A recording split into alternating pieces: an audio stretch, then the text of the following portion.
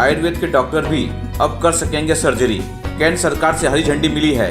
इस पहल की वजह से देश के दूर दराज इलाके के मरीजों को उच्च स्तर का इलाज मिल सकेगा।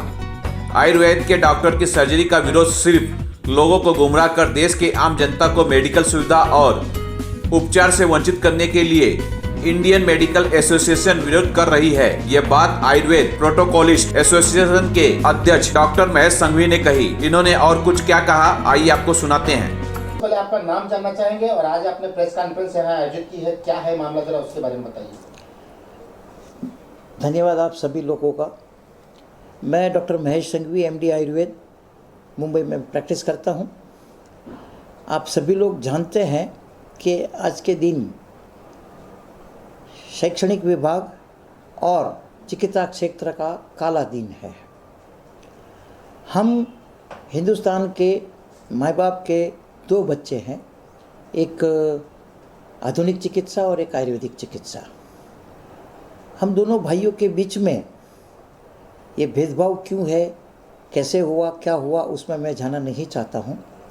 लेकिन ऐसा क्या हुआ कि जो हमारे मित्र है, हमारे सहकार्य है, इस देवा की हमारे प्रधानमंत्री की इस योजना का विरोध कर रहे हैं, उसमें देश का क्या नुकसान है और दूसरा आम जनता को क्या नुकसान होगा और ये करने के पीछे उनका क्या हेतु है, मैं अभी तक समझ में नहीं पा रहा हूँ।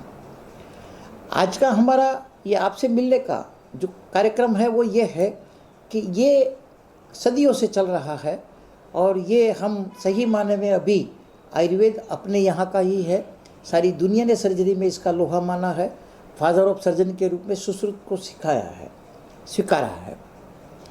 लेकिन शिक्षण पद्धति में आने के बावजूद भी इसके अंदर में पोस्ट ग्रेजुएशन पूरा कारोबार होने के बावजूद भी चिकित्सा करने का अधिकार नहीं है, एक बड़ी विडंबना है। क्यों? उसका कारण ये है कि सरकार में 2 प्रकार की नीति है, एक सेंट्रल गवर्नमेंट की और एक राज्य गवर्नमेंट की। तो वो जो है दूर करने के लिए ये अध्यासन निकला है। ये सर्जरियाँ कई सालों से हो रही है, कोई नया नहीं है। तो अब इसका विरोध क्यों, ये हमारी समझ में नहीं आता है। इसके द्वारा मैं हमारे कार्यकर सहपेथी वाले लोगों को निम्र निवेदन करना चाहता हूं कि इन सब मुद्दों को जो है क्लियर करें और जनता को भ्रमित न करें। सर, अगर देखा जाए तो जो चिकित्सा पद्धति, आधुनिक चिकित्सा पद्धति का उदय भी आयुर्वेद से हुआ है जी। और अब आधुनिक जो चिकित्सा पद्धति के लोग हैं आयुर्वेद को कहीं न कहीं वो मानते नहीं हैं, उसे द्वयम दर्जा का समझते हैं। ऐसा क्यों, दुर्व्यवहार क्यों? ये तो मैं नहीं बता सकता हूँ, आपको उनको ही पूछना चाहिए। लेकिन जो हम अनुभूति फील कर रहे हैं वो ये है कि ईस्ट इंडिया कंपनी ने सबसे पहले एजुकेशनल प्रोग्राम जो है कलकत्ता से शुरू किया था और पढ़ाने वाले हमारे आयुर्वेद के ही तज्ञ थे। और अभी भी मैं आपसे कहता हूँ कि हम सब लोग सीखते हैं, टेक्नोलॉजी हमको इम्प्रूव करती है। दुर्भाग्यवश हम आज़ाद हुए, उसमें आधुनिक चिकित्सा पद्धति जो है उनको प्रथम दर्जा मिला और बाकी की जो चिकित्सा पद्धतियाँ हैं जैसे आयुर्वेद है, होम्योपैथिक है, नेचुरोपैथिक है, यूनानी है, सिद्धा है, जो हमारी स्वदेशी थी, उनको हमको ऑल्टरनेटिव सेकंड मुद्दा मिला। दूसरा जो मेरा अध्ययन है तो बहुत शुरू में जो पूरा बजट का हेल्थ का 95% एलोपैथिक में जाता था, बाकी का 5% हमारे वहाँ पर। इससे भी हमको कोई द्वेष नहीं था। लेकिन हमारे अटल बिहारी वाजपेयी जी की सरकार आई, उसमें थोड़ा सा हमारा आयुष डिपार्टमेंट जैसा बनने का संभावना हुई। फिर मोदी जी आए और हमको सही माने में आयुर्वेद को एक राष्ट्रीय, अंतर्राष्ट्रीय स्तर पर रखने की उनकी जो तमन्ना है और ये मानव फोर्स का उपयोग लीगली जो है गांव खेड़े में हो और रोगियों को लाभ मिले, उसके लिए हम समझ रहे हैं कि हम धीरे धीरे आज़ादी की तरफ जा रहे हैं। लेकिन किसी एक ग्रुप को ये क्यों पसंद नहीं है ये मैं नहीं जानता। जो कुछ वो दावा कर रहे हैं वो कैसा, उनको पहले सिद्ध करना चाहिए कि भाई जो कुछ भी आयुर्वेदिक चिकित्सा पद्धतियाँ से लोगों को बहुत नुकसान हुआ है, जन समाज बहुत बर्बाद हुए हैं, ऐसा कोई आंकड़ा तो कहीं पर आज तक पब्लिश हुआ मैंने देखा नहीं है। उसमें हम न जाते हुए अब उनका क्या मालाफाइड इंटरेस्ट है ये तो वही बता पाएंगे, लेकिन मैं ये कहूँगा कि हिंदुस्तान के सभी चिकित्सकों को पैथीवाद न करके रोगी के प्रति सिंपैथीवाद देखना चाहिए। आज उन्होंने जो किया है उनके लिए उनका कोई अपना मत होगा, उनके लिए उसकी कोई अपनी विचारधारा होगी, ये स्वतंत्र देश है। लेकिन इससे क्या मिल जाएगा? आज कितने लोगों की इमरजेंसी सर्जरियां नहीं हुई, कितने लोगों को सर्जरी से वंचित रहे। जैसे कोर्ट में इतने सारे पेशेंट पड़े हैं, वैसे सर्जरी के लिए लोग जो है आज भी परेशान है। तो इसको ध्यान में रखते हुए हो सकता है उनके कोई अच्छे से सुझाव हो, वो सरकार को दे और आपस में दोनों पद्धतियां मिल के मिक्सोपैथी न कर नेशनल इंटीग्रेटेड पैथी बनाया जाए, जिसमें जो कुछ अच्छा है, सभी विज्ञान की अपनी शुद्धता है, सभी विज्ञान की अपनी मर्यादाएं हैं, अच्छा जो जोड़कर इस देश की सेवा में उपयोग करेंगे तो मैं ये समझता हूँ कि हम सब लोग खुशनसीब होंगे और ख़ास करके हमारे प्रधानमंत्री के स्वप्न और हमारे छोटे से छोटे आदमी को हम स्वास्थ्य सेवा उपलब्ध करा सकेंगे।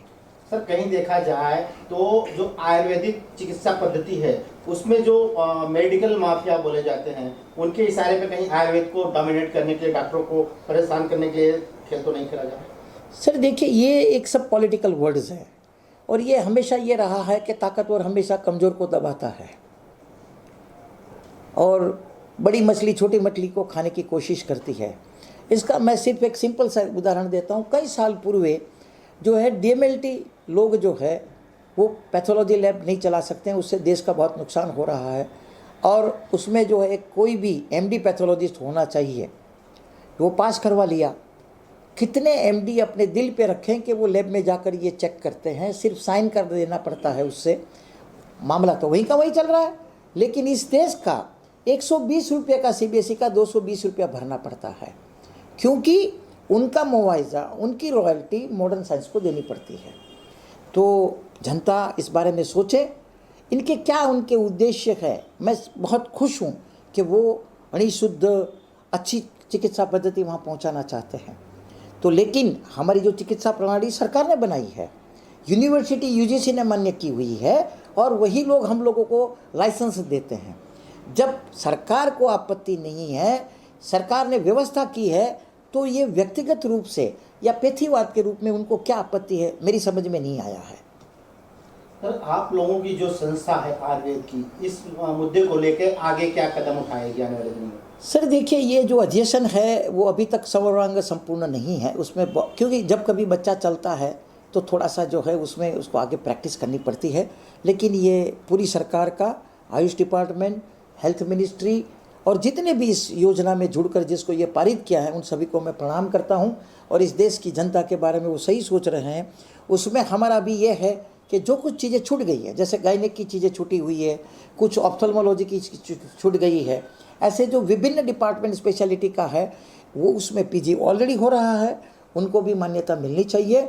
और उनको जहाँ कहीं पर भी पूरे देश में जैसे दोनों पैथियों को जैसा जो है एक ही सरी का व्यवहार होना चाहिए और एक ही सरी के रूल्स होने चाहिए और एक ही सरी की जो है उन लोगों की जो है वहाँ पर स्वीकृति होनी चाहिए, ऐसी मेरी नम्र निवेदन है। और उसके लिए हम उसके बारे में सतत ऑफिशियली जहाँ कहीं पर भी होती है वो विनम्रता से लोगों को कष्ट न देते हुए, सेवा करते हुए इस देश की, वहाँ पर आम जनता के लिए हम काम करेंगे। ये मैं पूरे मेरे एसोसिएशन की तरफ से और आयुर्वेद के सभी एसोसिएशन जो है वो यही चाहता है कि हम सर्वरोग सुखी रहे और हम उसकी सेवा कर सकें।